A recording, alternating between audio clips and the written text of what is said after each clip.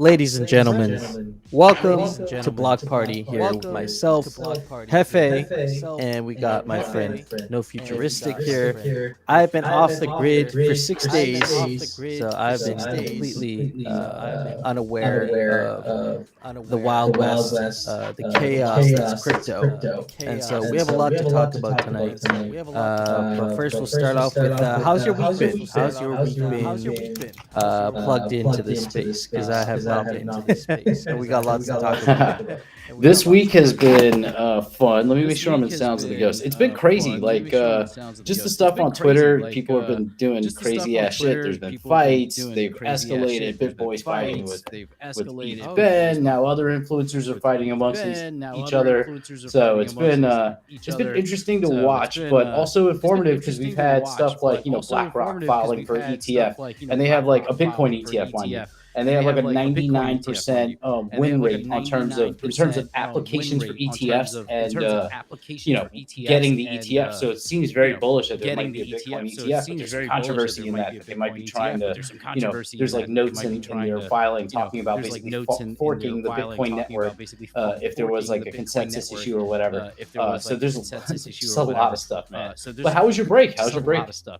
But how was your break? It was great, man. It was great, man. It was honestly a big reset. Like I haven't had this. And it wasn't even initially intentional to not have service. I thought I'd be like semi-plugged in, checking emails every morning, doing all that stuff. But got to the campsite, pretty much left right after. Actually left on Sunday. Set up and everything. Realized I didn't have any service. Had like one bar. But it wasn't enough. It was like enough to make a phone call if I wanted to. Not enough to load a web page. So work was like non-existent. It was actually kind of a relief. It's so rare that we get to step away from this space and just hang out by a campfire.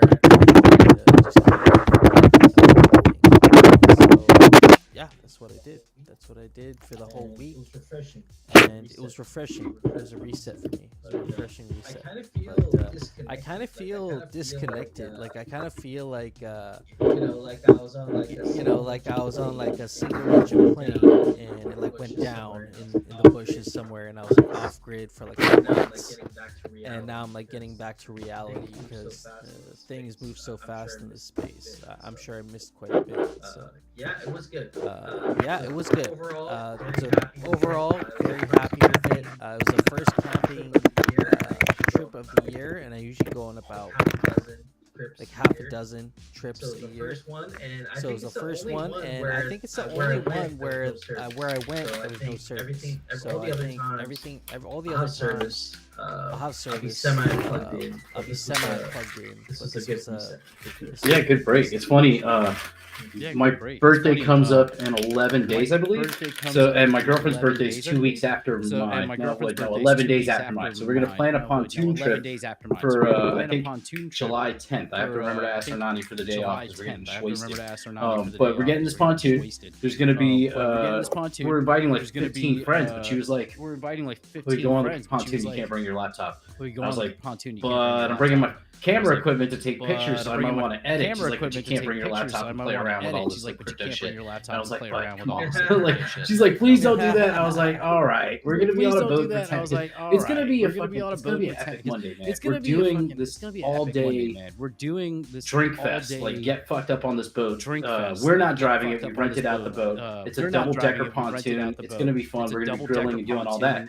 But at the end of the night, like when we're done on the boat at 6 p.m., we have to run to our kickball game, and we're inviting half of the team, like the ones that can come. So there's a real chance that we get to this kickball game and the whole team is obliterated because they've been partying with us all day. So it's like I'm just trying to plan this trip out so that we don't get to, me, because I'm turning 40, so it's like, fuck, I got to be the dad here. Let's make sure that everybody gets home safe and that we can win the kickball game. Everybody gets home safe. Oh, they're saying, right? Yeah, you still gotta win, right? Let's be honest. You can get shit-faced the night before, but you gotta show up at that game. You gotta be the shit-faced team that won. So you gotta toe the line. So you gotta toe the line and make sure you're not too fucked up for the next day that you actually function a little bit. But I remember doing the baseball game like that. I used to play like beer leagues, softball, which is just like very like casual. It's very like casual. People take it seriously, but it's supposed to be casual. It's supposed to be a fun thing. It's supposed to be a fun thing. I remember playing a couple games. I remember actually playing one a couple game. games. Like that. So like that. Oh, Hefe, heads up. I think Choin is saying that we're getting some echo. He's saying that he's hearing all of my keyboard typing too. That could be because my mic is like so close to my keyboard. I'm also rolling a blunt right now. Oh, Boy Scout now. That's the ASMR that you. That's the ASMR that you also get for free. Yes. Okay, I'm gonna ask a dumb question because I keep hearing that term, but I have no idea what that. What is ASMR? But I have no idea what that. What is I don't ASMR? exactly know what it stands for. I don't exactly know what it stands for, but basically ASMR is basically like these you'll hear people put together these little videos. People put together these little videos of very like sensually appealing just things that sounds. sound really nice. Just things that sound Opening really a nice. packet of Opening a packet potato chips for the first time. Potato chips for the first time. Cracking a piece of celery in half. Cracking a piece of celery in half, and they'll get these microphones. I think Zombie Shepherd was talking about these microphones. They're like Omni something. I can't remember. Omnidirectional. Omnidirectional. And they'll hold this up, and they'll have a whole setup for making these sounds. And people just like there's like varying levels of enjoyment. People that just like watching these and listening to these, to people that will straight up probably get off on these videos. So that's the whole ASMR. So that's the whole ASMR going on there. Sounds like Foley. And so I'm sure there's a league of people out there that would sign up for your blunt rolling ASMR YouTube shorts. Yeah, you gotta start cranking those out. You gotta start. Gotta do it. But how's the just mic check? Just mic check real quick here. From the Choina, if you are listening. I'll check the Twitter real quick because I can check the sound. Yeah, my go-to audio. Yeah, my go-to audio. But how's the just mic check? If you are listening. Yeah, there is a echo. Yeah, there is a echo. Let me make sure it's not coming from me. Like I'm not. I'm muted in the studio. Settings are more or less unchanged. Actually no, I fucked. It was my end here. You are not muted in Restream. That's why. It's looping back from you into the stream. So that's why it was doing that. So that was kind of interesting there. Yeah. So everything was all good. You just weren't muted in the studio. So it was looping everything you were saying back, including what I was saying back into.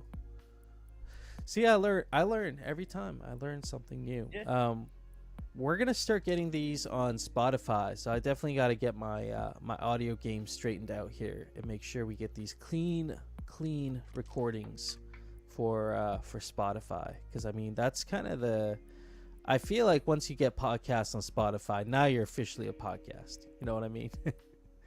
Hell yeah! And shout out to the 5 people on Twitter watching this right now. I'm checking this out. Oh shit! I'm sick. Turn it on to hear if the sound is actually working again. Let's be silent for a second. Yeah. I feel like once you get podcasts on Spotify. Oh, we're good to go. Yeah, baby. You missed the new futuristic blunt tutoring, the workshop. So now I'm just going to smoke it. Man, I've been rolling. I mean, just reflecting on my camping experience. I was gone off grid for 6 days. I was out camping in a remote location. There was no cell service. And so that was intentional, and it was great. But the downside is we had like torrential downpour, monsoon type rain for 6 days, well, almost 6 days straight, almost every single day. And so there wasn't a moment where there wasn't like any rain. Everything got soaked, man. I mean, it was definitely like a shit test for all our equipment, because now we know, like, moving forward, what's gonna get replaced and what's the shit that we can really rely on going forward. So it was a learning experience for me, because and you know, honestly, we hung out for those 6 days. It was me, the dog, and my girlfriend, and we hung out in the tent. We had like, you know, half a dozen Netflix movies downloaded. and a couple ounces of weed, and we just kind of hung out and rolled a bunch of these joints. A couple 2-papers, couple fancy ones. Really up my rolling game in the last couple days. That's for sure. Nice. How'd the dog? I know dog's pretty much a puppy. How did the dog handle the first camping trip? He was okay. I mean, he ate enough gravel to probably be a rock tumbler at this point. But he's a puppy, and he's doing puppy things. And I think that was like the hardest part, was like keeping an eye on him. Like, he was allowed to go around, like move around and stuff. We had him on a leash, but just like you could not take your eyes off him, like anytime, like even now, when he's in the house. You kind of got to keep your eye on them, because they explore with their mouths, and so pretty much everything is up for grabs, including other dog shit, which I had to be really careful about. Man, I love dogs, but they piss me off sometimes. I remember, this reminds me, when I was a dog walker, this is like the first year. I'm in like Orchard Street, like Lower East Side Manhattan, so very trendy neighborhood. I'm walking this big ass, like fucking what's it called? Shit. They're like Labradors, but this one was like a golden door, like it was like a golden Labrador, like very majestic. Not a golden doodle. Yeah, so it's very like fancy looking dog, like beautiful dog, but a puppy. So there's this time that I'm walking outside, and this fucking puppy, who's this huge dog, takes a huge puppy dog shit on the sidewalk, and I have my cell phone in my hand, and there's like this group of girls walking by, like in this trendy, hot looking girls. I'm in my 20s, and I'm trying to pick up this dog shit, and the dog jerks, and my phone drops right into the polished. Yeah. So it's like in front of these girls, I had to take another bag out, put my phone in the bag with shit on it, and then put it in my pocket, because I'm not throwing away my fucking phone, like because it fell in shit. I was so pissed, man. You can't even go up to the girl after that and be like, hey, things might work out here. Let me get your number. Let's go hang out. It's like, no, dude, your phone's covered in dog shit. I ain't putting my number in that. I'm going to ask that you take my number, because I'm not going to take your number right now. Yeah, there you go. But yeah, like, fuck puppies, man. They just get into so much trouble, and then like it's fun, but it's like, especially with like a German Shepherd or any like big dogs like that, it is a challenge. I'm starting to think I might need like a shovel for my dog shit. It's like already at 11 weeks, this thing's cranking out, like human-sized dumps. You know what I mean? So yeah, it's and for the most part, I mean, I think I've never been more obsessed with like consistency of poo. Before getting a dog, I never really thought about that. But like when you have your dog, it's like you're always like looking at its shit, being like, all right, is it eating good? Like, why is it all fucking runny now? Like, why is it, like you're always looking at that shit, and it's like it becomes a topic of conversation. Honestly, hey, how's this shit looking today? Yeah, it's looking great. He's been eating right. But yeah, it's honestly, overall, the puppy experience camping was great. I think for a puppy to see all that's really good too. And for anybody listening, if you got dogs, take them camping once in a while. Go get them out there. They're gonna feel like they're in the element. You're out in the forest, you're going through, smelling different things. It's a great exercise for dogs, especially puppies, in my opinion. So I think it's a good experience. I'll be going on lots of hikes when this dog is older, for sure.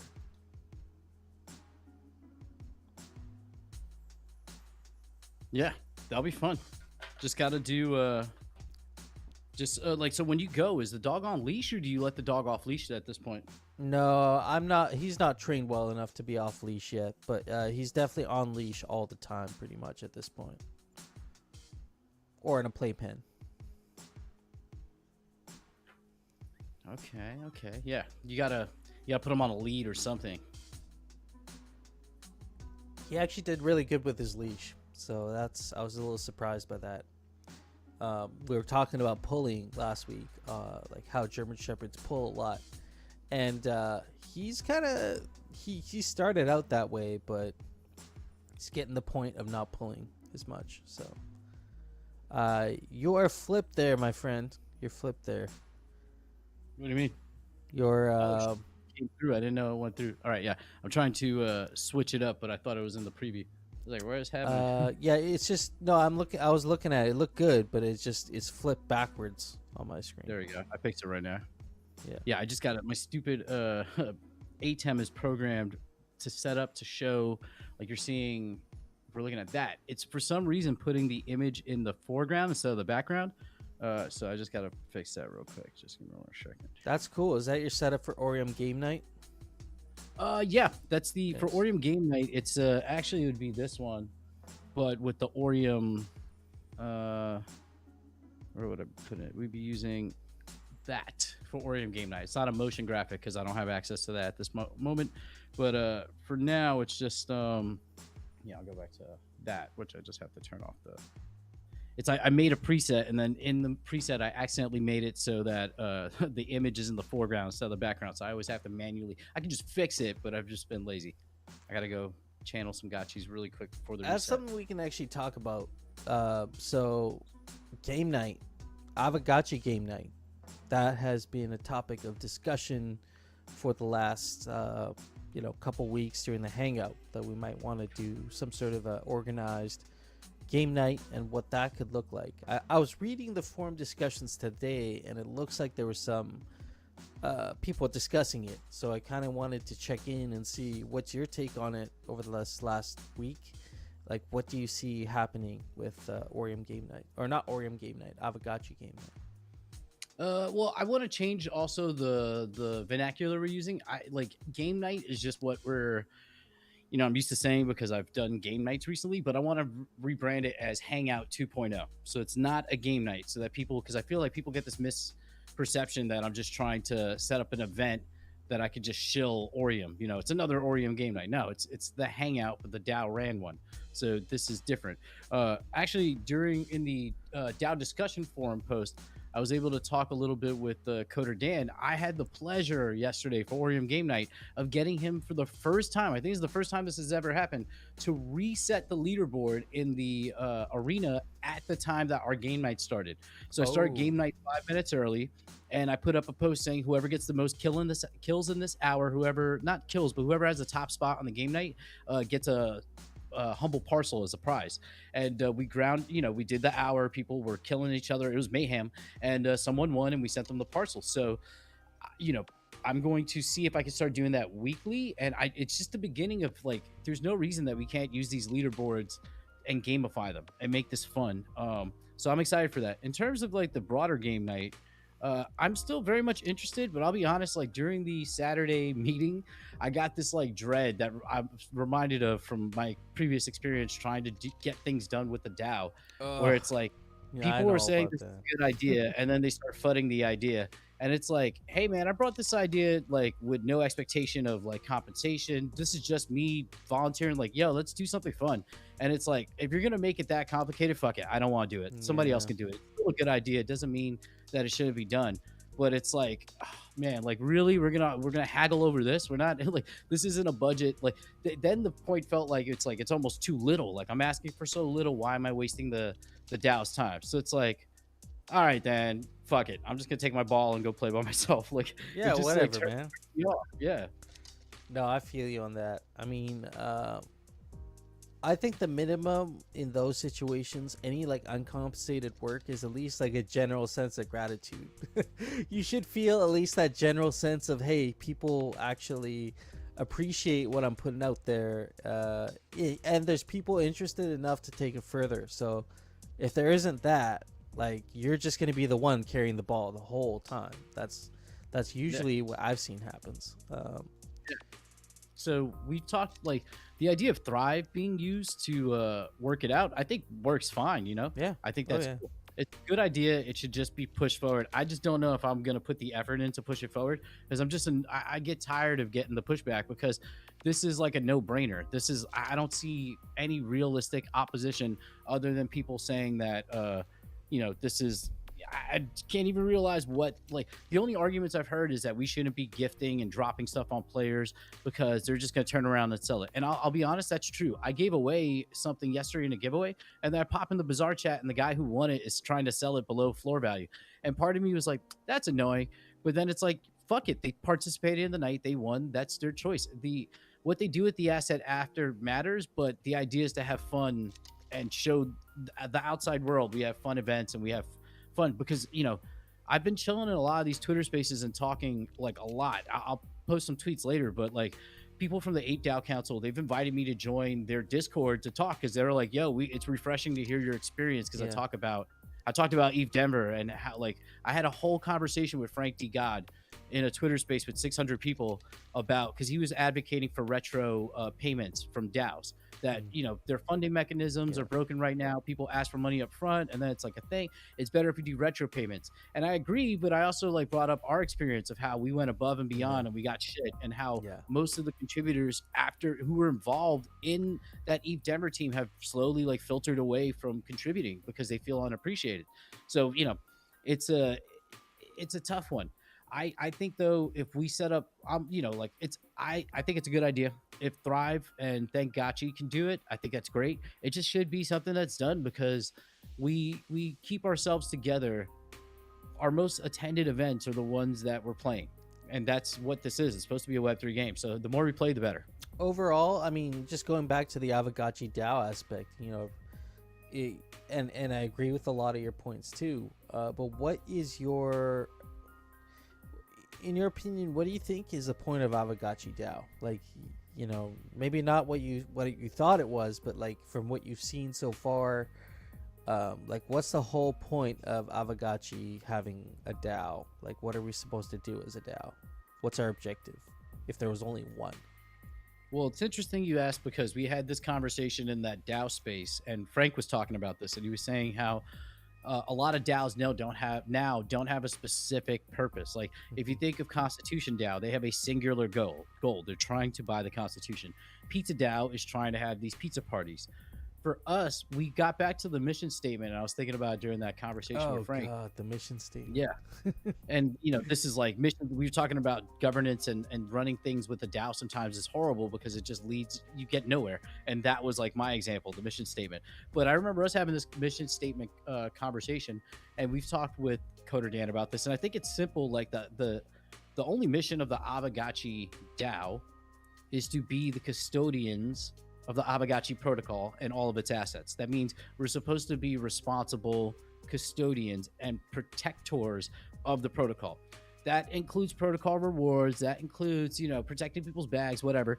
But at the core of it, it's, hey, we're the guardians of this thing. That's what our job is. It's a simple thing. It gets conflated because we can argue like, hey, is marketing to grow this thing really adding value? Some people or is don't growing think so. a thing then even an objective? Like, should we just rely on, for example, Pixelcraft's efforts, then putting a lot of effort into developing Avagachi into like this well-known brand that hopefully gets recognized worldwide, and they have some pretty big ambitions of where they could take it, and of course that's going to bring more revenue to Avagachi and thus Avagachi DAO as well as a side benefit.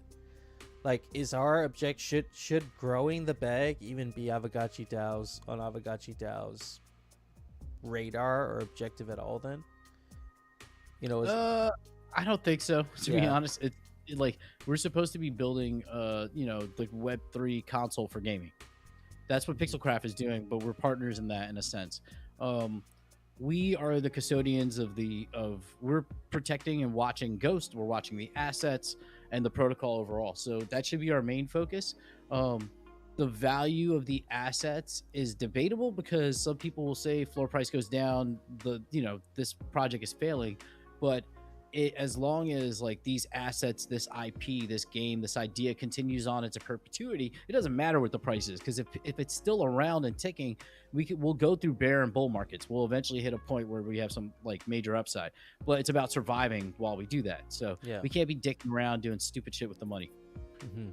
Yeah, no, I definitely hear you. And actually, I've come around to, like, maybe 7 or 8 months ago, I don't know if I would have agreed with that, but I've come around to similar conclusion just because the coordination efforts are not there within a DAO. Like DAOs today are not equipped, and not to say that they won't be, but I don't think they're equipped to like have high level of coordination, like putting together an elaborate project like a game or like a cohesive effort. Like that takes like organizations. That's why we have companies. That's why we have like, you know, LLCs, and we have all these different ways to form a company, is because that structure has proven itself, despite shortfalls, has proven itself to work in getting a group of people together to carry out very specific tasks for an end result, right? I don't know if DAOs are there yet. Like, funny you say, like, with Pizza DAO and Constitution DAO, I think the DAOs that have one singular objective and then they can do that objective well, and everybody joining the DAO can intuitively understand what it is they're there to do, I think those DAOs can be wildly successful, even if it's just throwing a pizza party internationally around the world. They can be really successful at that. And so if Aavegotchi DAO is custodian of the protocol, then really we don't have much to really do as a DAO. It's just kind of, if we can focus on making rarity farming a little bit more engaging, a little bit more fun, which I think maybe some sort of an auto battler integration might actually accomplish that. And other than that, like, let's just have fun. Like, let's lighten it up a bit. And the DAO doesn't need employees. It doesn't need an executive team. It doesn't need, you know, a bunch of like committees to oversee things. Then really, it just needs a group of people that are concerned enough and passionate enough to, like you say, take care of the assets. Really, then that's what it is. Yeah, it's interesting because we're watching, like, in these conversations, also just a little alpha. During all these combos, Frank D Gods was talking about like basically a DAO for like think either Utes or D Gods like coming out this summer. He didn't go into details, but he's like, he thinks it's going to address what he considers like the UI UX problem of DAOs and this type of governance. So like that's very interesting to think about with all of this. It's just it's tough. We're still in the infancy for this technology in a lot of ways, and getting people to all like, DAOs are basically a group of people with aligned incentives, but we all have to be in line to the right incentives, to the same incentives. So that's why I think we get kind of haywire, because there's like two factions within our ecosystem. There's the protocol rewards faction, and then the gaming faction, the people who are like community games, like we're building out the next MMORPG, like the thing that's going to take over the world and everybody's going to want to play this, versus we need to continue to reward investors into, you know, as long as we can with our rewards, instead of thinking of growing the bag. So that, you know what I mean, the bag, the treasury itself. Yeah, and I think there should be a lot less emphasis on growing the bag or the treasury in terms of like direct investment into games and things like that. Maybe there's a way to have a community aspect and keep people incentivized enough, engaged enough, like you say, with game nights. And what Thrivecoin is doing, I think they have a perfect place within Aavegotchi DAO for that, to have those little rewards going out. I think is a game changer, honestly, for Aavegotchi DAO. And I think maybe just have to simplify things to make things more fun, essentially. I think it's also important that like we spread out a little bit. Like we are all Gotchi gang. We love Gotchi. I've been so much into the ApeCoin ecosystem on these conversations and talks. They have $1 billion. It's not $1 billion anymore, but it was billions of dollars of ApeCoin in their treasury. They didn't diversify, so that's a whole other conversation because they've lost value, obviously. But they are looking for people to build experiences for ApeCoin holders that can integrate ApeCoin. I don't see why we as a DAO, a gaming DAO at that, can't say, hey, can we fund a dev team to build a Aavegotchi X other side experience once the tech docs come out, because they're going to have an SDK, so that we cross market but potentially create something that could generate revenue for the DAO. I don't know that something like that would have interest, because we're so insular sometimes. Like seeing the Mochaverse thing, right? Was it Monaverse? Monaverse, yeah. Monaverse, yeah. We got gotchis in another metaverse. I feel like we should be focusing on that. I know we want to stay, we're, you know, private in a sense, but I think it's good to get out there and cross-pollinate a little bit more. Oh yeah, I think Aavegotchis as like a representation of a brand should be everywhere. I think that's like the metaverse, essentially. If you can get your IP into other places, virtual spaces, then you really have a chance at having like long-term sustainability. It comes down to I mean, actually, well, precedence has already been set. You were talking about Avagachi DAO being all kind of you know, like kind of being prudish when it comes to like funding other like metaverse projects. They're not really, there isn't a whole lot of interest there, but we did have a successful funding at least of the Sandbox and Avagachi collab that I'm really excited about. That's going to be really interesting because that team, the Gachi Farming team, they are really in close contact with like the founders of Sandbox. So there's a pretty like closely knit collaborative effort there, and I think the Sandbox Avagachi experience is going to be something that Avagachi DAO can really be proud of, if it gets, you know, and I have no doubts is going to get executed really well, and I'm really looking forward to the release. Sorry, I need to drink from this really large bottle of water. Nice. I got my large mug right here. The straw is key. Straw is key, yeah. I've been because I stopped drinking water in my house, mostly because like it was the East Palestine like train wreck thing, and it was talking about like contamination of water. But then I had a drip in my sink, and I tried to do it myself plumbing, and I ended up making it worse. So I just shut off the water in my kitchen because I was like, I'm not fucking with this. I'm gonna wait for the landlord to take care of it. So yeah, bottled water. Yeah, it's better anyway. I like the bottle. It's like $1.15 for a gallon of water. It's pretty cheap. Yeah, get some spring water, man. It's the best. Yeah, it's hydrating. Yeah, actually, did you see, what was it? Fuck, it was something that, Lost Local. He had tweeted something out about something like there's gonna be some IRL thing that's gonna get the Gachi IP in front of tens with like thousands, if not tens of thousands of like normie peeps. He tweeted about it like a few hours ago, I think. Oh shit, that's what we need though. I mean, like these experiences, I don't know if Avagachi DAO is going to lead these experiences per se, you know what I mean? Like our ETH Denver thing was like a fight, and like no doubt was successful, but like it was a real effort just to get people to recognize what we're doing. That was actually a bigger effort than actually the whole event, was like just getting people to recognize like what actually went into that.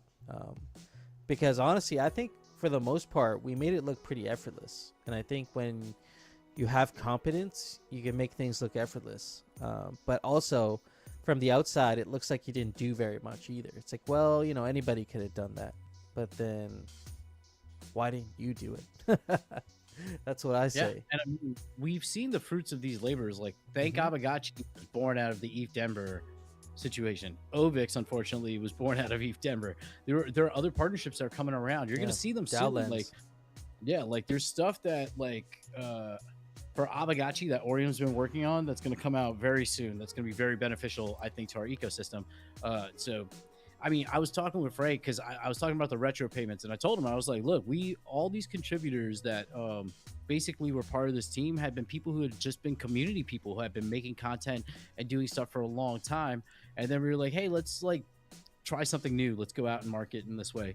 And like, you know, just the level of work and like how the budget versus the actual like what we didn't make any sense, even in terms of staffing at the end of it. So just coming back to the DAO and like getting harassed, even though I was like, yo, we passed. We knew we were going to pass, but all the pushback really turned everybody off because it's like, oh, now it's like, I got to beg you for me doing a good job. That's crazy. Like, and that's not a working condition that most people want to like even get close to.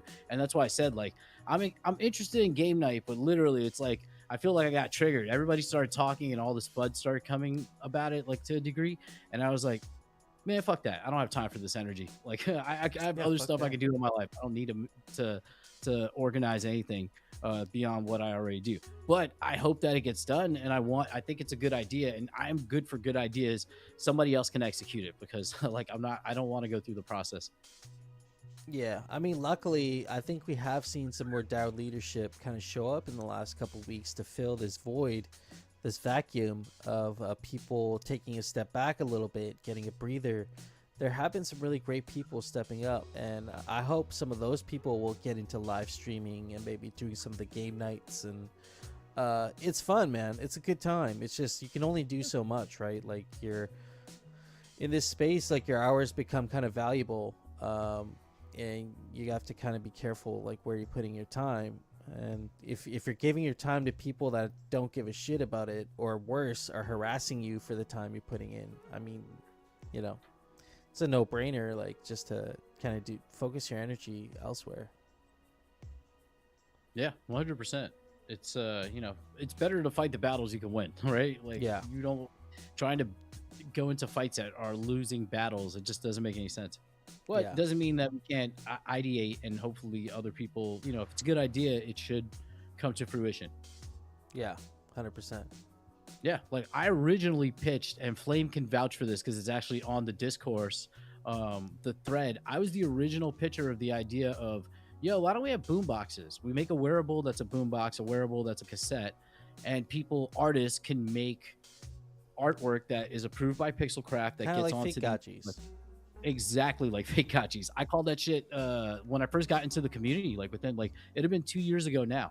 So it's like it's good to see it happen. Not to say that they took my idea. It's not like that, because this is just a common idea I think a lot of us had. But it's good to see that ideation actually went somewhere. So sometimes that's how it has to be. It doesn't mean just because you can't execute a good idea doesn't mean a good idea shouldn't happen. Oh yeah, 100%. Yeah, no, 100%. I mean, the whole idea of like burning a card to get something, to produce something as part of a collection, that idea can be, that idea can be replicated across a bunch of different things. Like, you know, I think rare Pepes and fake rares were kind of the original, but like this is just a token. It can be turned into anything. It could be, like you say, a game cartridge, fucking tape deck. Like this idea can be turned into so many different things, which is why I think Aavegotchi should have an SDK as well. I think that needs to happen. Yeah, I wonder where we are like with all that, because I was thinking about it just now. Like we were talking about like the SDK, other things for the games, but I wonder if those things are no longer going to happen. Well, actually, I read a comment today by Coder Dan someone had asked him if the 3D Aavegotchis are going to be on chain, stored on chain, almost like the Aavegotchi SVGs that we see today. And he said initially no, which is understandable. It's a lot of work. But that is their goal, to actually get that permanence on chain with the 3D avatars, which is going to be really dope. And I think has only been done like less than a handful of times so far. So again, innovating. It's going to be real nice to see those. Whatever happened to the cartridge system that we were talking about? Because we were talking about spillover. I feel like we all secretly know and agree that we cannot turn spillover on ever again. And I feel like we're going to just end up burning it. But it's the dirty secret.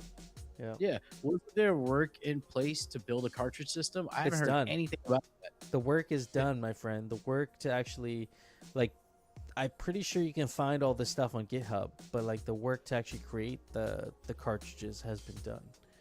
I just don't know like if they implement gameplay. Well, just like the system for the cartridges, like it could be used for just about anything, right? Like we were talking about the scholarships or scholars using these to access the spillover, but could be used for just about anything. Like even your boombox idea could be used for that. So, well, I mean, is there any plan to implement this, or we've just it's dead at this point? It sounds like what you were saying. It sounds like one of those things where we all know what the answer is, but you know, no one's gonna say.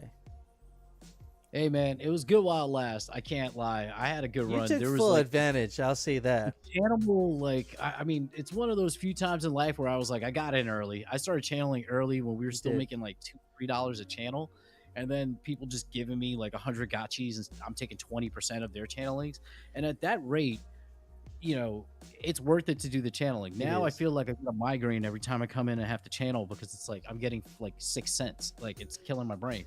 But soon it's going to be, I figure the channeling mechanic for kinship is going to go into effect very soon, and then it'll be interesting to see what happens to prices, because you figure most high kinship gachis, most people are going to stop channeling their gachis, so the emissions should balance out a little bit more.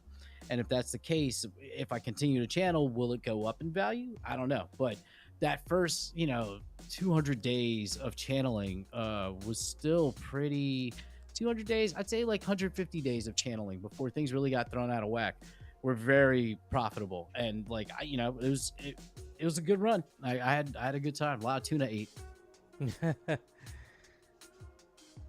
Yeah, no, very nice. I mean, those days I think are behind us, but like for those first few months, like you could have made a decent amount. When that was happening, it really reminded me of Axie Infinity, because I remember playing Axie Infinity. I played like a couple hours a day, and I was making like $50-$60 a day. And then breeding, you take that money and you breed Axies with it, and you sell them, and it was a whole thing.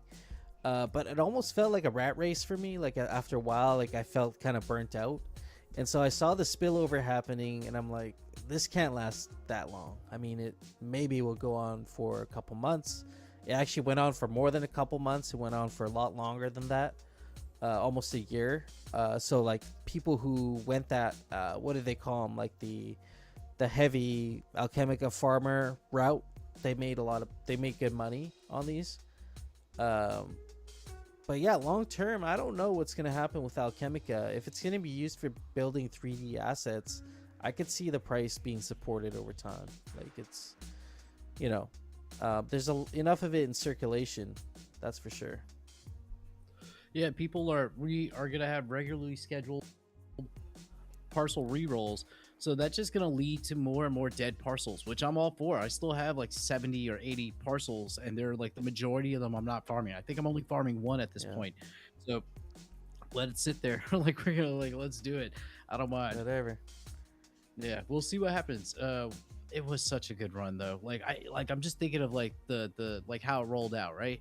We have the initial spillover, what's it called? The play drop.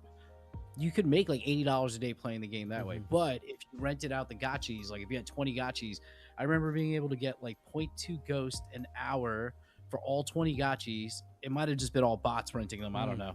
Yeah. I could do that for 20 hours a day manually without using the gachi ball.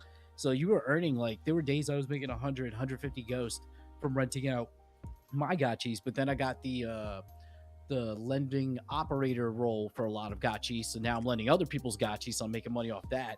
And then that stopped, but then we transitioned into just channeling, and that was just wildly profitable. I just remember being able to go onto adventure.io. People, like, there are people now that are doing live streams every day, mornings. And I'm like, I did that shit for a year straight, morning and night. And it's just like an hour and a half. I'm sitting there picking off and giving people tips on how to filter through the menu and adventure.io. And you're finding like gachis every day that still will give you 2 ghost profit on half a ghost rental. It's kind of crazy. And then it devolved from there. So they so like we saw this during Axie Infinity. We saw it with now the Harvesters with Avagachi. We're seeing it happen across other games as well. What do you think is like the tokenomics model going forward with blockchain games? Do you think this is going to be a standard model, or do you think this model is kind of like a dead model? Like, new blockchain games are probably going to stay away from doing like a mind farming token as part of the game. I don't know. Like, what do you think is the way going forward, or do you think this is the standard still? So I think right now what ends up happening is, from my experience as a partnership lead talking to many games, a lot of the games are moving away from token distribution, token reward models. It seems like it's going to be more towards NFT rewards, which sucks because you can't split them. It just makes it a harder situation, but it also offers opportunity in creating rental markets, which is like a goal, So I think there are games that like and use these reward tokens, and I think they can work, but you need to have like really flushed out gameplay. And like I've been talking to this guy named Jonah Blake. He's on, like, he actually asked for $20 million from the DAO Council, because he's like a legit game publishing. Like, he has a gaming background, like as a person, like building and developing games. And he talks about it. He's like, the game has to have at least several loops, because people like. The idea is the metaverse, as he says, should be the end goal. People play the game, they finish, and then they chill in the lounge, the metaverse, whatever it is. But you need to have engaging content for them for a while. It can't just be one experience. It has to be several to keep them coming back and engaged. So if you have a NFT-based token economy, I think it can work, but you have to have those game loops with plenty of syncs in them so that you can offset the emissions of tokens. The emissions of tokens, we learned, cannot happen before the game syncs, because it's going to just, trend down. And I feel like, I mean, honestly, it made me sad, but I remember the exact moment I knew that Alchemica prices were fucked, and it was day one, and it was $1.80, and people were talking about billion-dollar valuations, and I'm like, oh shit, it's literally a race to the bottom, because everybody's going to sell, because how the hell is Keck, how is Keck worth more than some of the top market cap cryptos? And it just came out, and there's only like 80 of us playing this game right now. That's ridiculous. So it became a dump race, because it's unfortunately, that you sell today and tomorrow you can buy more for cheaper. So it's like that was just the race. As soon as we see legitimate syncs, not bribe syncs like competitions, those are dumb. Like the mosaic tile competitions I actually like, because I think that gets going with community and art and all that, but not farming, like build farm stuff and you get paid. Like it's just it's not really doing anything, and we saw that in the last competition. It's a refund at that point. There's no engaging experience between the two things happening. You know what I mean? Yeah. How can you have a competition where no one can watch and talk and comment on it? What are we going to do? We're just watching people spend money. Like, let's just, and it's even worse, because it's like, it's not like a horse race. We're all in the same room screaming at the television. It's just literally like a screen that we hope, like, oh shit, 10 blocks have passed. Is it refreshed? Like, that's not engaging. I miss the days when we had rarity farming and we had a party, and that's what we need to do. We're talking shit. Felon comes up and has a conversation telling us about how at the last second he was like, oh, I'm swapping everything so that no one knows I'm even on the board. Like, that competitiveness is what drives a gaming community. If there's no competition, no game theory in it, then it gets boring. Right now, the game theory is be a whale, control the vote, push things towards you. Like, it's just like, it's not really, I want to see. That's why the reset of the leaderboard was like, yeah, man, because that that tells me that you have the technology and capability to just do a one-off tournament during a hangout. Be like, well, leaderboards reset, top kill gets a special role in Discord. It doesn't even have to be money or anything, and people will come in and play.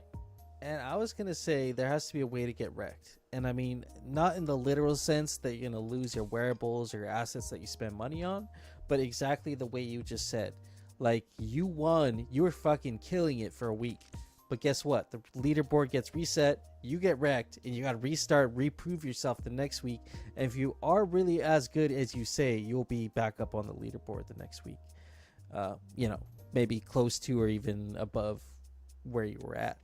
If you're a bot, then that's like a continuing arms race to see if your bot's good enough to get to the top every week. And like you say, some of these tournaments might not even allow for enough time for that to happen. So we get rid of that problem completely. So that's another benefit as well. Yeah, I think, it's also like it allows for experimentation. I know they're planning on moving everything to 3D, so they're not really like putting much time and effort into this, but you can do small stuff like mod the arena so that for one day, for 1 hour, when we reset the leaderboard, it's a different arena where it's just like literally a ring. So everybody can join in, but you can't run away. It's just the center. Imagine just the central part of the arena with no like roads away. Like 100 of you can spawn and you're all on top of each other, and it's just battle royale right in the middle. The next thing I want to ask for is to get like invincibility. Can you do that? Can you give my account the ability when I'm hosting these events to not be killed, so that people can't just farm killing the host, because I'm not there fighting. I'm there trying to, like, they keep killing me while I'm dropping money, so it's a little unfair. So I'd love to see that. Like, I'm not part of the competition, I can't be on the leaderboard, but let me walk around and news report, because as an observer, I don't think observers can drop things in the arena. No, but yeah. I mean, they could enable that capability. Yeah, just give it like, you know my address, so just for this 1 hour, let my address not get wrecked, just so I can walk around and drop money and host and talk shit. I like to spin around and go through the battles and talk, but then I get killed real quick, and then I got to sit there and wait. I don't mind paying the 10 kek, but I don't want to pad other people's stats because I'm an easy kill. You should be able to respawn. It should be like a special unlockable character that you get, where it's a, they whitelist you if you're a host, and you get a journalist gachi. Like, it has its own wearables and everything. It actually says like journalist on the back, so it can't actually be killed. And then it has the ability to be invincible. Like, that kind of shit. I mean, that's... Yeah, disable my attack. Just disable my attack and allow me to walk around. Yeah. Exactly. But just give me all the other features so I can, because I want to be able to super chat and actually type in something to say, but there's no time. People roll up. I like put liquidators down, and then I'm like, come and get it, and I'm dead like before I can drop the money. It's vicious, man. I mean, the arena can be pretty vicious because it's a free-for-all, and so you actually don't get a real sense of like how good your Avagachi is either, and that can make things more competitive if you actually have ways to like pitch. You have leagues, gachi leagues. You have an arena that's only for like your 520 BRS. You have an arena that's for like 350 to 400 BRS. We're talking about the rarity score and the power of your Avagachi, right? So yeah, there's different ways to approach it, man. I think overall, like, there's room for the arena to grow for sure. Yeah, we'll get there. I think we'll get there. So when we get into our meeting tomorrow during the hangout, I'm going to bring these things up. See, I'm just going to push a little, ask like, hey, like, he said it was easy to reset the leaderboard. So it's like, okay, I just have to bug Fava Beans. I'm only going to do that once a week at this point. But hey, what else can we do? Can I get also, I would love a breakdown of how the scores are tabulated. I actually have the leaderboard. This has changed slightly since it started last night, but Topum Tien actually won and got the parcel of land, but somebody else had more kills and less deaths, but Topum Tien was the leader. So I'd love how they weigh. I would love to know how they weigh these totals. Because you're talking about like the KD ratio, like the kill-death ratio. Overall, the score of because they have KD and hits plus Alchemica here. So does it matter how much Alchemica they pick up? Because if that matters, then I have to change my habits of dropping Alchemica, I don't know, I can gamify that a little bit more. Versus like if it is just kills and deaths, then how does that weigh out so people know? Or like how much does the Alchemica actually compare? Like how much of a difference does that actually make against the kills and deaths? You know what I mean? Yeah. If you look at, I'm not showing my screen. If you look at this screen here, I'll bring it full screen for you guys here, right? Longtian is number 2. They have 25 kills, 0 deaths, 105 hits. To me, in my mind, that's the number 1. They're undefeated. They haven't died. This person has 2 more kills, but has died 4 more times and hit 61 more times. So do the number of hits factor in? Is it an accuracy thing that kind of comes into play? Because in my mind, 25-0 beats 27-4. This person's been mopped 4 times. So you lose 1, okay, whatever. But you lose 4 times versus the person who hasn't taken an L. I don't know. I tend to lead I would be going, if this was college football, it would be like Longchin, Butch. Longchin, Butch would be definite. Maybe you get Nacho Varga, but I can understand the case to make Nacho number 4 and then Little Pinky. Little Pinky should not be number 1. This is my hot take right there. Get out of here. Because of the deaths, you're saying. Because you can't lose 4 times. Unless you're telling me the hits matter more. The kill streak. Look at Longchin. They have a kill streak of 9. Kills per death 25-0. They played for maybe it's the amount of time in the game too. Oh yeah, the amount of time in the arena, I'm sure probably has some sort of weight, See, yeah, that would matter because 26 minutes and getting basically 31 interactions, either kill or death, versus 2 hours and 12 minutes and you have 25 kills. Are you just camped in the arena and killing at people as they walk in and then running away? Or are you actually, like Little Pinky was in battle, like they 26 minutes, they racked up a whole bunch of kills? I have a hard time believing 26 minutes straight. Like that's, I mean, unless you're doing like a camping strategy, that could work maybe. You find a spot in the arena where nobody can really see you and get people as they're spawning. That could work, you know. But then are you really skilled? Like, are you really skilled at that point in the actual like battle aspect? I don't know. You just found a loophole. Yeah. Also, what up to user default? We have Choina, we have Goobs in the room. Just want to say hi, fellas. Friends. Yeah. We need the poker nights back, Goobs. I know it's like we gotta figure out a way to get the DAO to pay for this shit. The DAO ain't paying for shit. I'll just say that right now. I know, like a poker night makes sense. Like fun community events. I agree. Low-hanging, it makes sense. It's like, hey, let's have activities for everybody so we all have fun. Like, isn't this a gaming community? Yeah. Well, you know what? It's a gaming community, and there's been talk about the DTF 2.0, which I don't think is. I think in concept is a good idea, but to have a reincarnation of the thing that didn't work is insanity.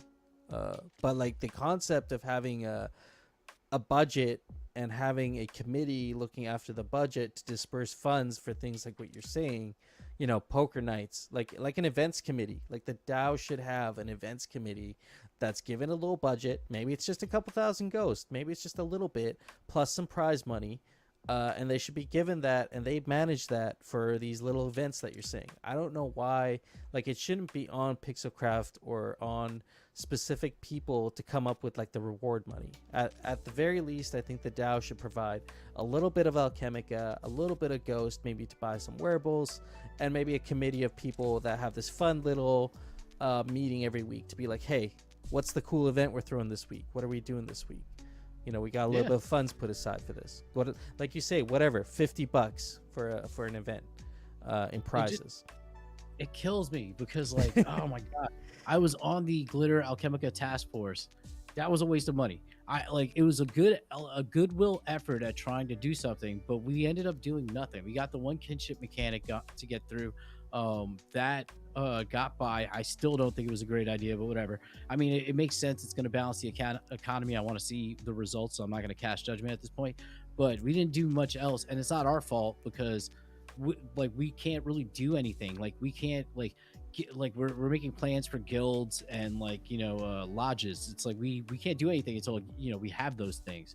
So a lot of money, I think it was like 5,000 ghosts was put towards that for us to basically have 5 1-hour meetings and then a conversation in a Discord, which seems like overpaying. So 5,000 ghosts towards player rewards that are stretched out over some time, that think about that. That's 100 ghosts a week for a 1-year campaign of have fun once or twice a week, 2 nights a week.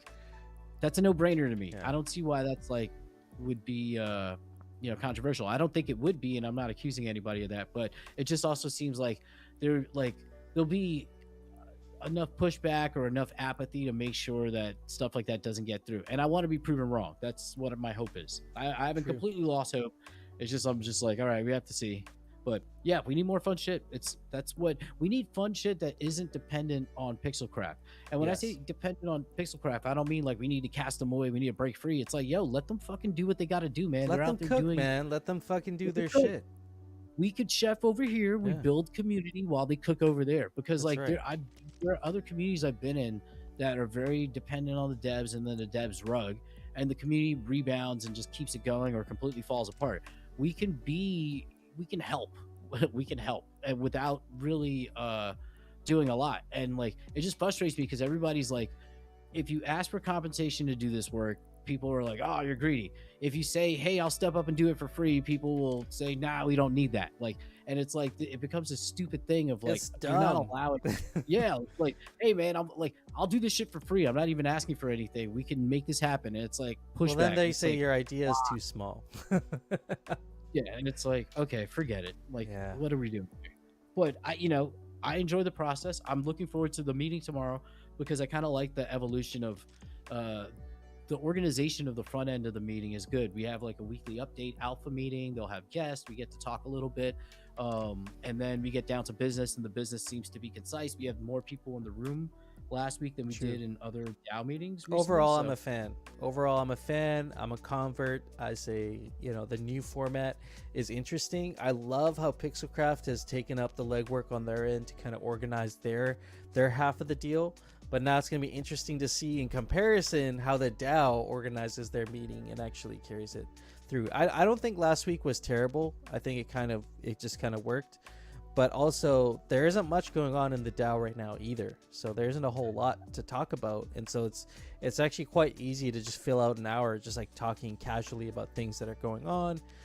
There isn't anything too like heated lately going on. So it's just kind of checking in with some issues like the OVIX stuff.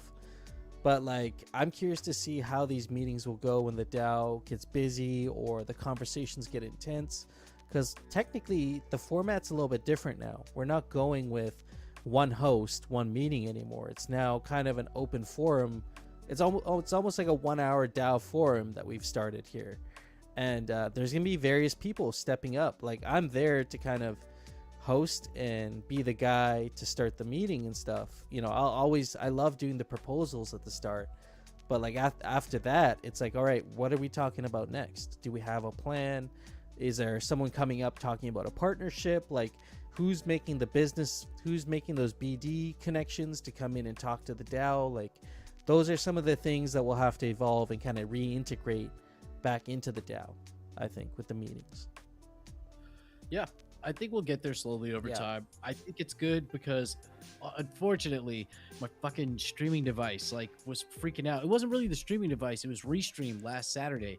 Like 30 minutes in, it dropped for 30 straight minutes. I did everything. I reset the equipment, I reset the internet, I reset the computer. Restream wouldn't load, and then all of a sudden it loaded and everything worked. So it was very frustrating, but I got most of the DAO call in that way. So at least ensures that there's multiple copies of the stream, because me and you are streaming, we're there for every hangout. That's just part of what we do. So it makes it easier in that sense. So, but people, hopefully people step up, thrive. Will, thank Gotchi will allow people to jump in, and it's just about keeping the conversation on track. I think it's good. I think we saw similarly last summer, kind of things cooled down. Everybody, May, June comes around, people are on vacation. They want to go touch grass for a little bit and chill. Everybody's focused on, it's bright and sunny outside. Once it gets winter and gloomy, we'll be back in arguing about stupid shit. But I think also the changes that we saw, the stuff that was really big, the people who make the biggest proposals got their money and now are working. Like the Forge is actively working. Gotchi Farming is actively working. So right now we're watching all the biggest people in our ecosystem, development teams essentially, hard at work. So they're going to be busy for a few months. I don't think we see any proposals coming from them because they've gotten most of what they've wanted recently. We have Rarity Farming happening already. They got the re-rolls for the next year or whatever the schedule. What's another big topic that the DAO really needs to approach in the near term? Nothing, I don't really. Nothing. Maybe we might get Bin Laden in the next few weeks coming up to show us the his new tactics game. I've been looking at the Discord. I haven't seen anybody have any great proposal. I think other than me saying, hey, let's run a game night, there's not really much else happening. So I don't know. Yeah. Well, I think there is the Gotchi Battler, what that entails, what that's going to look like. Did it pass quorum, by the way? What's that? Did it pass quorum? Let's have a look.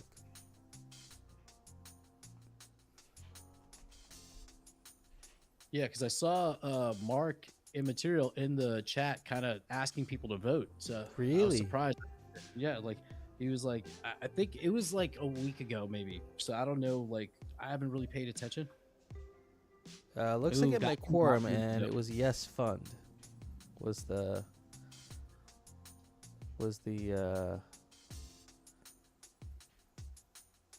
So what's this ask? What did we agree to? What did the DAO just agree to? It was 150,000 for the auto battler thing, but there was also something that was kind of dropped during the hangout last week that I found interesting. They mentioned that Jesse was going to have a call with Mark, and they're talking about it being used for a mechanic for rarity farming potentially. Yeah. So if that is true, I don't know how that doesn't have to go through the DAO first, you know? Do you think that's part of this proposal? It wasn't that when I read it, I didn't read it like I gave it a read, but I was reading more like what they were asking for. Like I saw what they were delivering, I saw the video, but I looked more to kind of the deliverables and the compensation. Well, more of the compensation than the deliverables.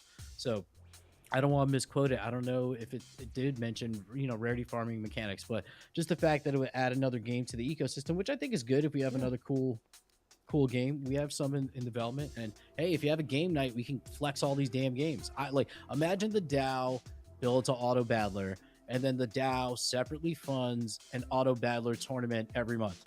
And it doesn't even have to be a lot of money. I'm telling you, I put up a fucking parcel. They go for like $13, and people were like, more people were in the arena that night than usual. It was only 8 people, but it's still, you know, with no, like virtually no marketing. That's cool. With more marketing, with a little bit more of like, if we did it in the Abigachi Discord, a lot more people would show up, I think. Oh yeah, and even more engagement during rarity farming. Just going back to that rarity farming comment, if this did become part of rarity farming where you kind of set and forget, so you equip your gacha, you optimize not only the BRS, but you're optimizing the traits, and then the system will kind of pitch gachis against each other in rounds, round by round, and then over the 2-week period you'll get like the leaderboard established of like which gachis did the best based on X mechanic, based on whatever mechanic was laid out. So I could see there being a path to actually having this being part of rarity farming, and like a way to actually make this experience way more engaging. Yeah, I mean, think of Dookie Dash, like what the apes did, right? Yeah. You paid ape coin to play the game, and you can use ape coin to get boosts. So it was a great sync. Their price actually went up a decent amount from what I've heard.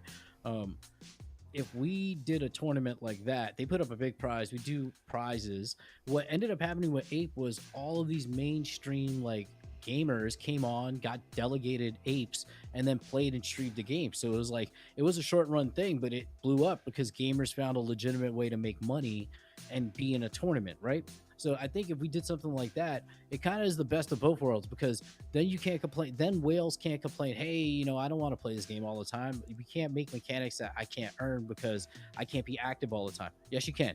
Rent it, you know, if you find some good gamers, then now you have a good virtuous loop of gamer making money, playing the game, streaming. You're making money passively because you're the asset holder. The brand is getting more exposure, more recognition. Yep. So I think if we did stuff like that, like if we had an auto battler and then we opened up a huge, like say $1 million or $500,000 top prize, or like even $100,000 top prize, and make it so that it goes through our rental market, onboarding is relatively easy, and big people can come in and game, you know, play and stream, I think we'd see some like traction. But we needed, you know, that's also a big swing. Does it get like, we can, oh man, if you do it right and you have Alchemica, I know, man, I'm thinking the same thing. I could grind the shit out of it, like like it would work.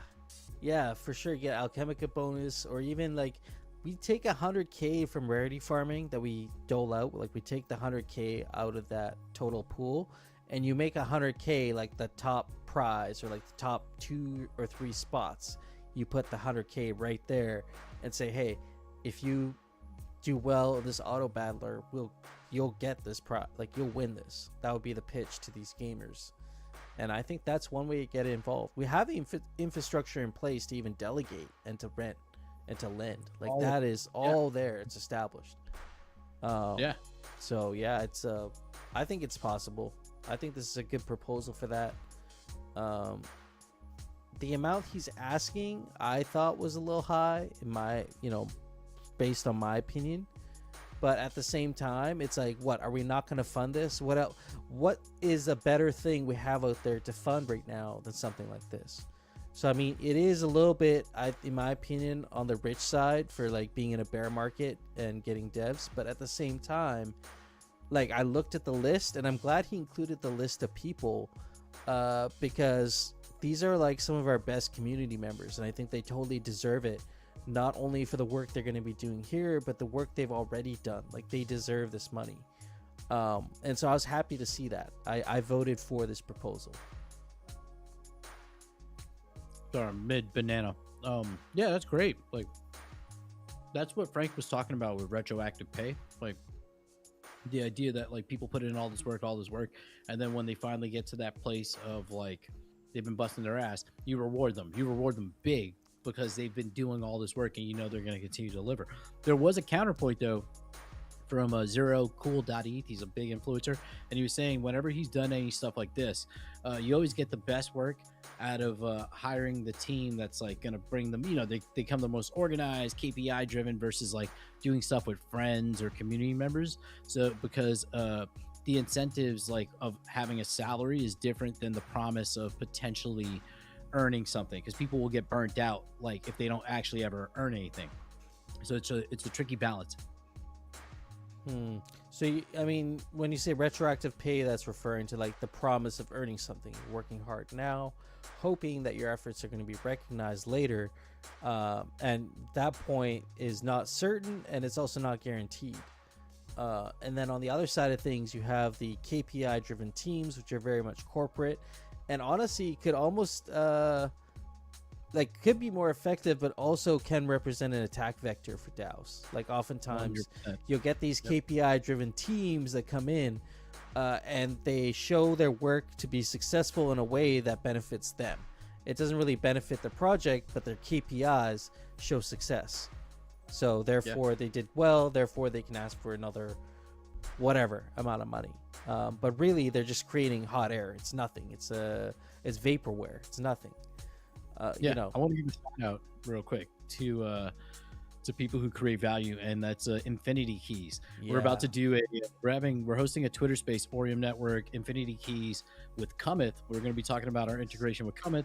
They're going to be hosting the space. I'll be co-hosting it. And then Infinity Keys is going to be talking about their puzzle for Cometh and the puzzle that we're releasing, the quest for Orium Network. So I just want to give them a shout out because they're out there working, and I feel like we've seen when they did their stuff with Aavegotchi, the puzzles, there was this huge bump in engagement in the Twitter, in the Discord. Like even Coder Dan mentioned, he's like, yeah, I saw like a big bump in engagement. I think it was them. So I look forward to that. It's like, it's just, you got to applaud these people who actually do bring value and consistently do it versus it being vaporware or just fluff. And oftentimes those teams bringing value are not asking for a whole lot. And so their project can almost be underwhelming for people that aren't really aware of what they're doing, which is why when I first found Infinity Keys and what Cher was doing, I really tried to push that effort and get them involved more in Aavegotchi DAO. You know, I helped with getting their proposal funded from the DAO, which gave them a little bit of cash to actually give out as prize money. And like that just... I'm glad to see them being engaged across so many different projects, because like you were saying before, it all comes down to the cross-pollination. If we can hang out in other Twitter spaces, other metaverses, get them involved in our games and our activities, or get us involved in theirs, I think that really truly is like the major benefit of being in the metaverse and like spending time in this decentralized space, you know. Yeah, I agree. Sorry, I just started smoking. So, I mean, going back to your recent, you know, like, do you have anything big you want to announce on behalf of Orium? Anything in your week anything you're working on you might want to announce? Yeah, shill time, I guess, really. I guess the wood thing, Orium isn't, I mean, we're working on a whole bunch of stuff, and when we're closer, I'll like mention more stuff. We've had some great meetings recently. I'll tell everybody the best way to network is to jump into Twitter spaces. If they let you on stage and you could say something concise and add in a joke, people love you. And it's like, it's really disarming, because I thought before I'd have a hard time getting on stage with just like, nobody knows Polygon really amongst these people. But now, like, I had one of the biggest influencers. He invited me to speak on stage, and then he's like, "No Futuristic, my favorite Aavegotchi." And I was like, I cut that out, and I was like, oh, I should post this, but I was like, I'm not going to post it because it seems really shilly. But I was like, I got they're talking about us, like they understand. Cool. I get to talk about our DAO and like what's happening in our game, but without chilling, they just asked me from like a point of reference for DAO governance. So it's like so good. So get on Twitter Spaces because it allows you to network. Very easy. Cool. I know Google's doing this. Yeah, definitely. It is on my radar. I want to be spending more time in some of these spaces, and like you said, it's a great way to get exposure, like in this space. There's a lot of garbage out there though, so be careful too. But the other thing was, I think I'm gonna relaunch my Daily Dose show. I did an episode yesterday, and I'm broadening out to like just greater crypto. So I'm trying to keep these concise. It's also like a literal live take. Like I record an intro and then record a couple takes, the one that hits the best, trying to keep it to like 45 seconds a minute. So same thing I'm doing on the spaces. If I'm given a second to speak, I try to keep it to like 30, 45 seconds and make a very big impact, and then let them ask me to speak more if it needs to happen. So same thing with these, but I'm gonna try to launch these, maybe not daily, but as often as I am at home and I'm on Twitter, which is all the time. Because there's a lot of crypto news and shit that's happening, and it's easy to give a hot take that's informative and also questions the audience and hopefully engages and creates because Twitter, like I've been learning a lot about the algorithm, so you got to fucking get people to engage with you, and if you do that, it leads to easy growth because you start getting pushed out. Yeah, 100%. I think video content specifically in the next couple months is probably going to do really well on Twitter. Like we've been live streaming to Twitter, but that's a little different. I think you're going to be able to natively get your Twitter videos up on Twitter and like have them in like an actual like YouTube style format. So like if that happens, if that Twitter pivot happens sooner than later, that's going to benefit anybody working on that now, trying to build everything up. Yeah, see, with Twitter, the interesting thing about the algorithm, I was telling my girlfriend about this yesterday because I've been learning from Zero because he studies all this stuff.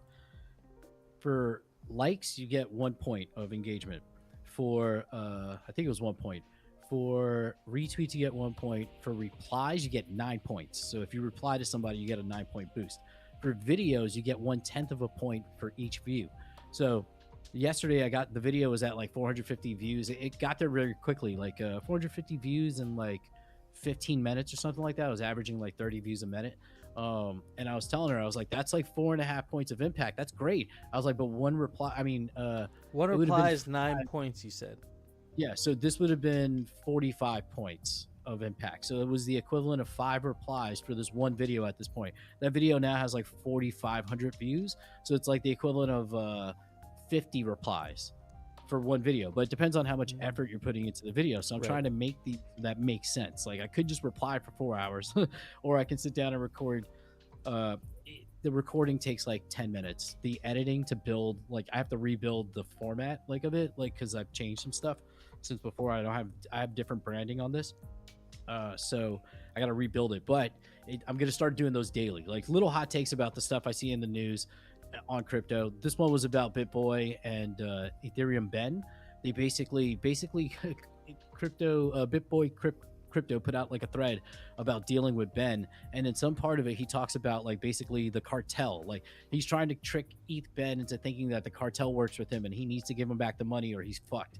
And ETH Ben is like responding to him, and I talked about Paulie and ETH Ben talking about fighting and push-ups and how it's just all stupid. And like the question of the video is like, has the attention economy gone too far?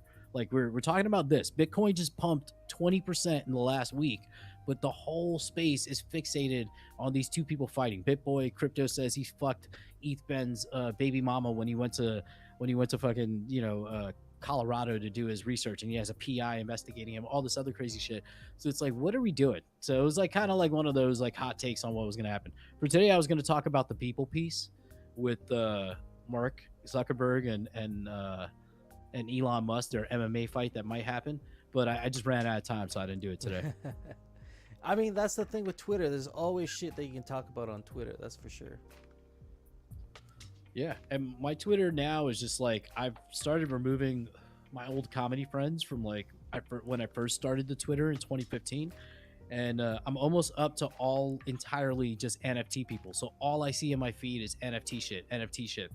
And it's really useful because like, have you heard of the, ordinals, right? The Bitcoin ordinals inscriptions. So like last week on Friday, in the middle of a Twitter space, somebody mentioned ETH inscriptions. They're this new thing for inscribing stuff on Ethereum.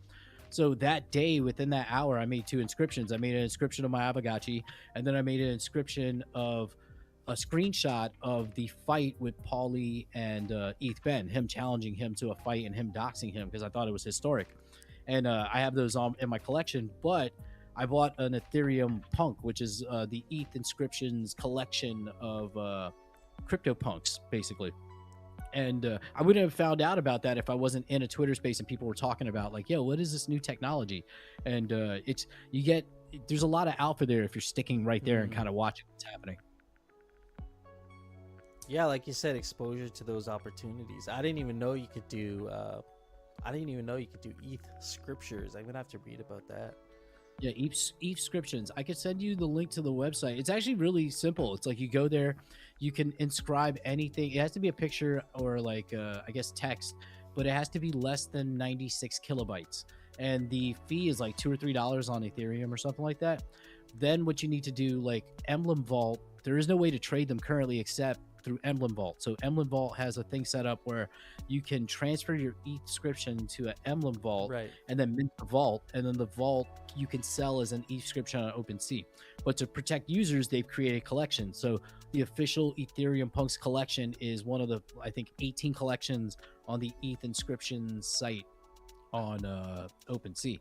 I don't know if this technology is like revolutionary or anything, but I was like, hey man, I've always been late.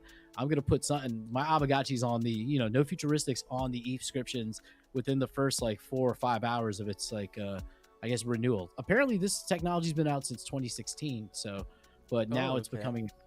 Yeah, I'm gonna see if I can find it. I was gonna say, I mean, it's no surprise that I went off grid for a week and ETH got a brand new feature. Like that's crypto for you. I mean, things move fast, but you say it's been around since 2016, and I guess they finally found a use case for it. Yeah, they're saying that this collection was made in June 2023. This is the Emblem Vault thing where you like put it in, but like based on collections, Ethereum Punk has 4,500 Ethereum Punks. They're going for 4% of an Ethereum. So I got one early. I forgot which one I got.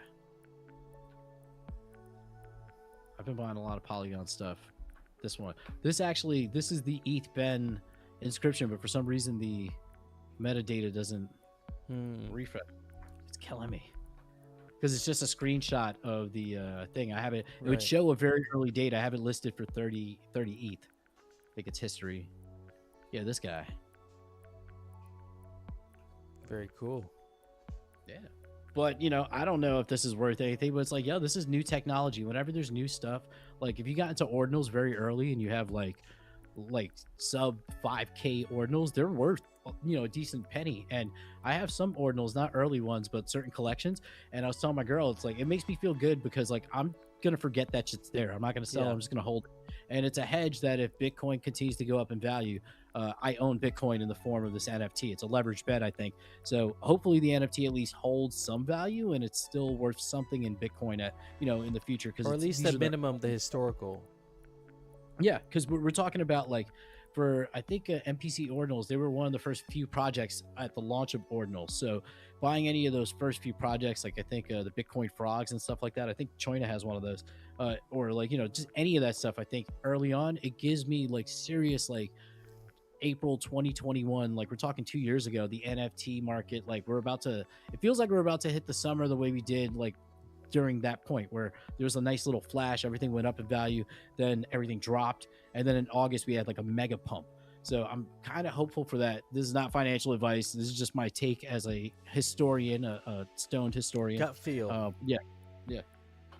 Gut feel based on experiences. Yeah, I'm doing from my Jane Goodall anecdotal experience. I just feel like the same kind of euphoria. There's also the same kind of FUD in the market. Like there's stuff that's legitimately great happening and people are not really talking about it. But there's also like Bored Ape Yacht Club is down to 37 ETH. The Mutant Yacht Club went under 7 ETH. Like people were like, is this over for the Bored Apes? And I think these are good bottom signals. Yeah. ETF baby might set us all off. Yeah, I mean, they've been talking about that ETF for years, but it seems like finally they've gotten over some regulatory hurdles. And it's just the timing of it just seems like kind of ominous, but also promising for people that are in it.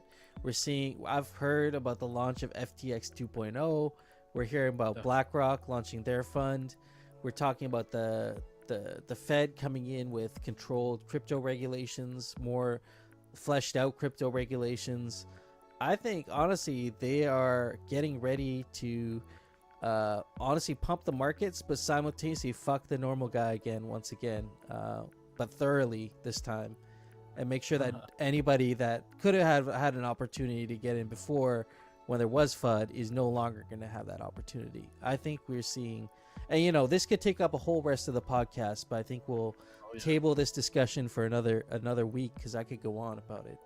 But I do think where people are at right now, the time that you and I have put into understanding a lot of these things will have big payoffs, and almost like there'll be a transformational shift that happens, I think, in society. And I think a lot of the things that we talk about on this show are definitely going to have a lot to do with it. So on that note, keep watching the show, and we'll be on Spotify. I'll be getting these episodes up. We'll get it under Blockparty. This can be considered, we could consider this episode 1.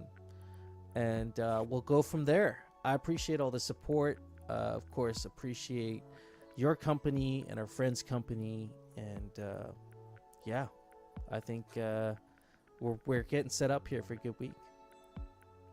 Heck yeah, man. Definitely agree.